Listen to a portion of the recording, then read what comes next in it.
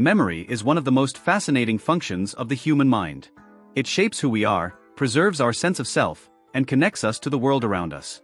Yet, as much as we rely on it, memory is far from perfect. Our brains are not like hard drives storing exact files. Instead, memory is a dynamic process, sometimes reliable, sometimes flawed, and often surprisingly malleable. In this exploration, we'll dive into how our brains store memories, why they change over time, and what this means for how we experience the past. What is memory?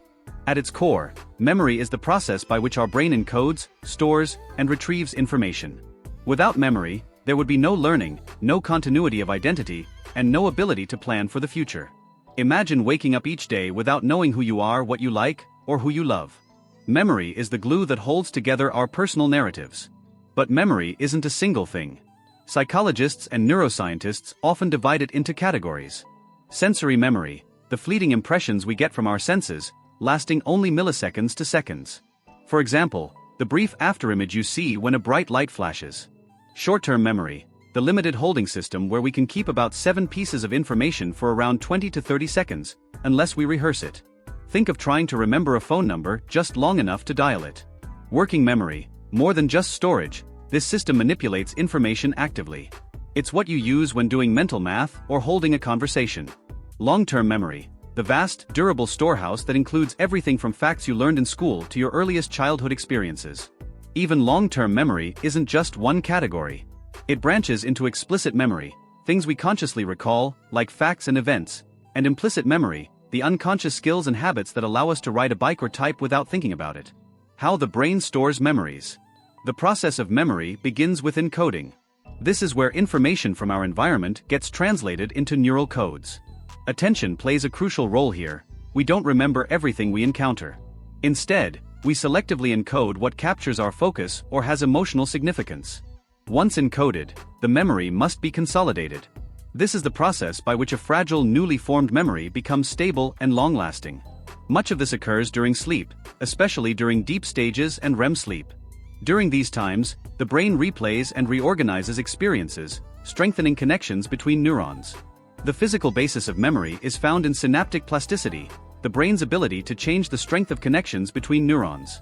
One well-studied mechanism is called long-term potentiation, LTP, where repeated activation of a neural pathway makes it easier for those neurons to fire together in the future. The phrase neurons that fire together, wire together captures this idea. Different brain regions contribute to different aspects of memory. The hippocampus is crucial for forming new episodic memories, personal experiences tied to specific times and places. The amygdala adds emotional coloring, making some events unforgettable because of the feelings attached to them.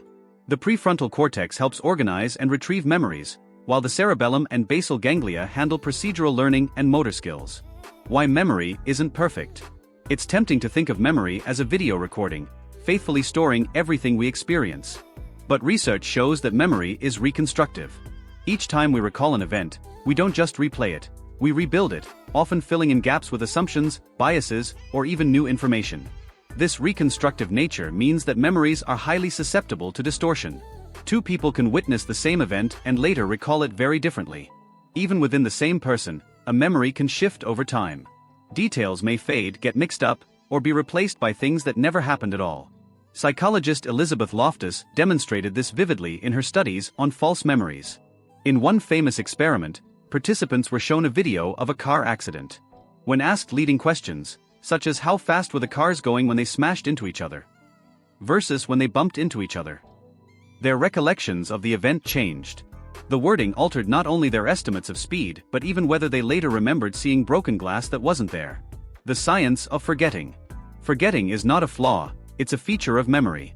If we remembered everything, our minds would be cluttered with irrelevant details, making it hard to focus on what matters. Forgetting allows the brain to filter information and prioritize what's useful. Several theories explain why we forget. Decay theory suggests that memories fade simply because neural connections weaken over time if not used. Interference theory highlights how new information can block old memories, retroactive interference, or how old memories interfere with new learning, proactive interference. Retrieval failure occurs when a memory is stored but temporarily inaccessible, like when a word is on the tip of your tongue. Interestingly, forgetting can also serve a psychological purpose. Repressing painful memories may protect us from emotional distress, though whether repressed memories truly exist as Freud once described remains controversial. Memory distortions and false memories.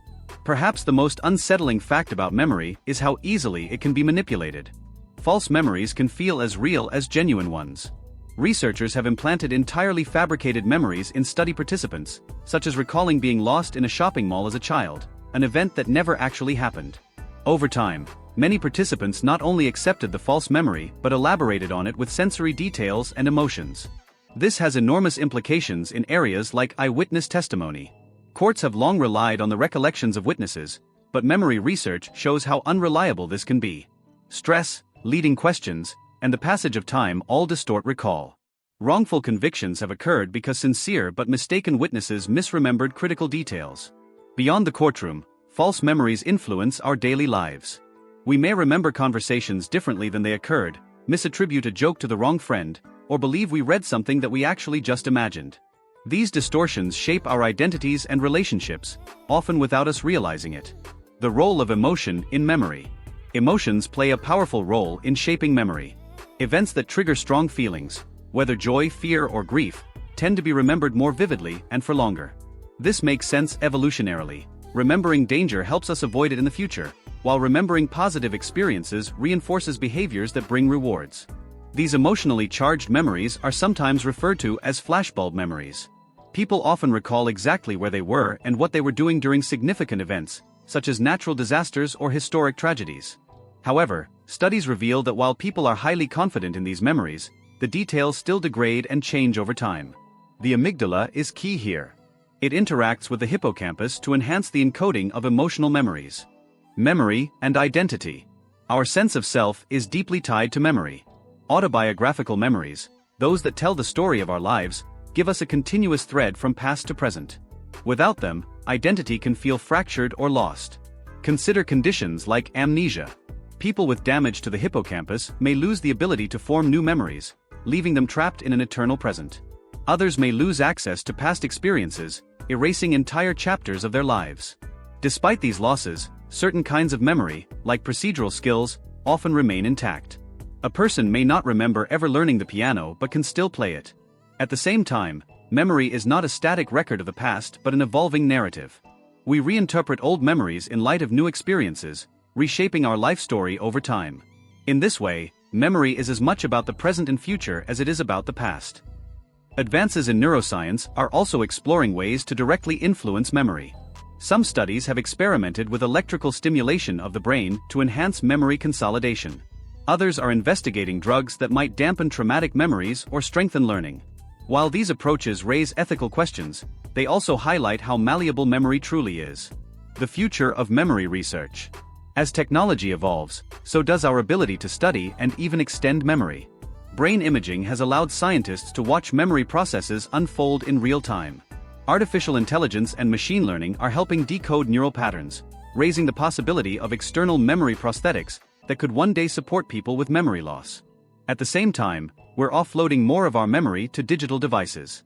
Phones, search engines, and cloud storage have become external brains, storing facts, contacts, and photos for us. This raises questions about how human memory might adapt when we no longer need to retain certain information internally. Are we becoming less reliant on biological memory, or are we simply freeing our minds for new kinds of creativity and problem-solving? Final thoughts. Memory is both a gift and a mystery.